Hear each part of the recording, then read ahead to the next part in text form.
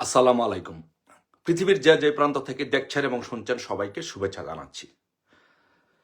আজকে আমাদের ৬৯-এর মহানায়ক, মুক্তিযুদ্ধের মহান সংগঠক, বঙ্গবন্ধুর ঘনিষ্ঠ সহচর তুফাইল আহমেদের জানাজা সম্পূর্ণ হয়েছে ভোলায়। প্রথমেই কথা বলার আগে মহান আল্লাহ পাক রব্বুল আলামিনের কাছে তুফাইল আহমেদ সাহেবের রুহের মাগফিরাত কামনা করছি এবং আল্লাহ যেন ওনাকে জান্নাতবাসী করেন সেই দোয়া করে আমি শুরু করছি। আজকে ভোলায় এবং গতকালকে ঢাকায়, বিশেষ করে আজকে ভোলায় তুফাইল আহমেদের জানাজায় শত বাধাকে উপেক্ষা করে,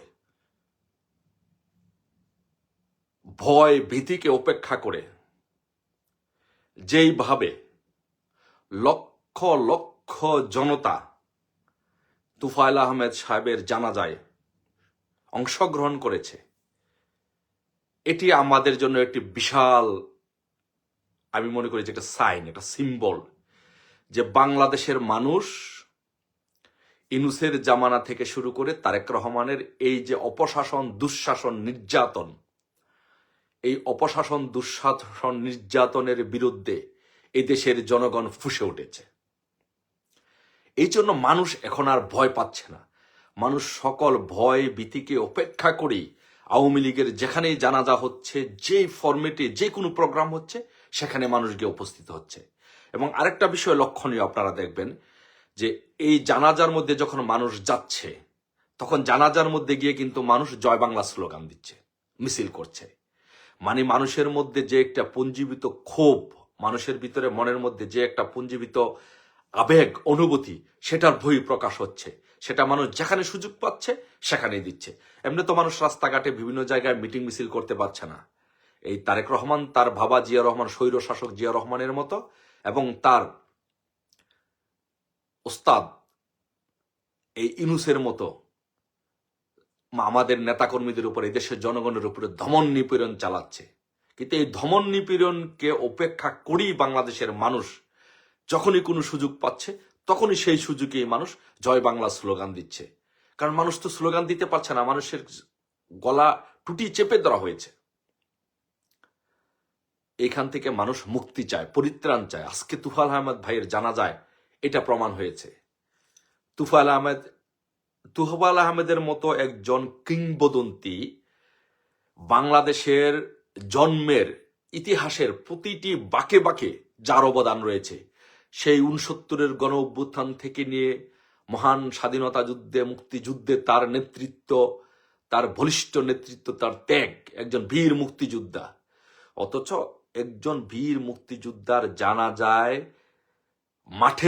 জানাজার মাঠের মধ্যে বিএনপি যুবদল মিছিল করছে যে তাকে জানাজা দিতে দিবে না। যারা জানাজায় যাচ্ছে তাদেরকে পিটানো হচ্ছে, তাদেরকে আহত করা হচ্ছে, তাদের উপরে হামলা করা হচ্ছে। এই হচ্ছে তারেক রহমান। তারেক রহমান ওপেনলি, সে দীর্ঘ বছর সে লন্ডন থেকেছে, কিন্তু একটা কথা আছে না যে আপনার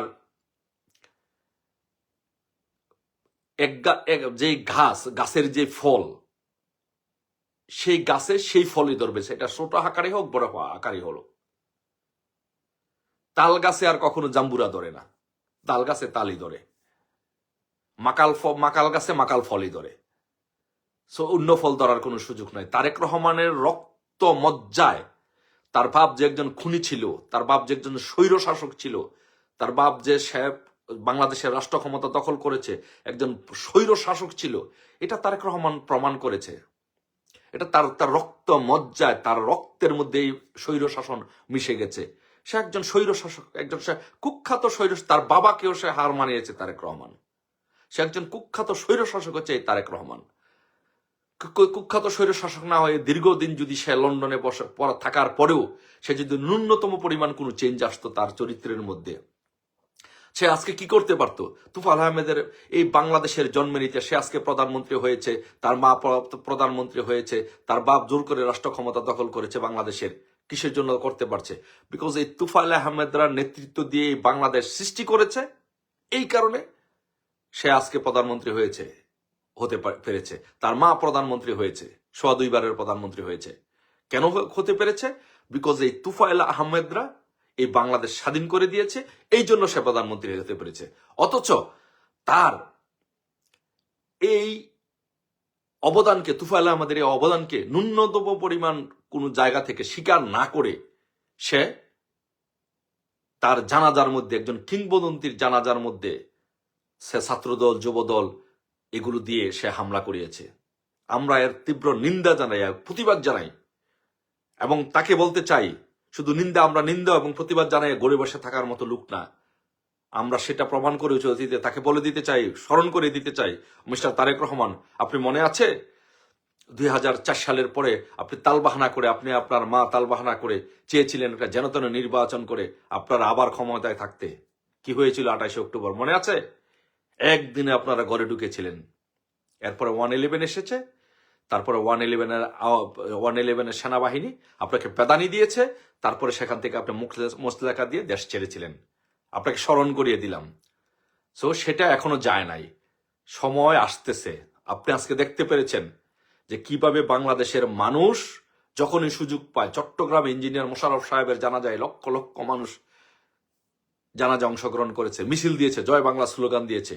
একইভাবে আজকে তুফাইল আহমেদ সাহেবের জানাজায় আপনি দেখেছেন মাঠ কানায় কানায় পূর্ণ, লক্ষ লক্ষ জনতা হয়েছে সেখানে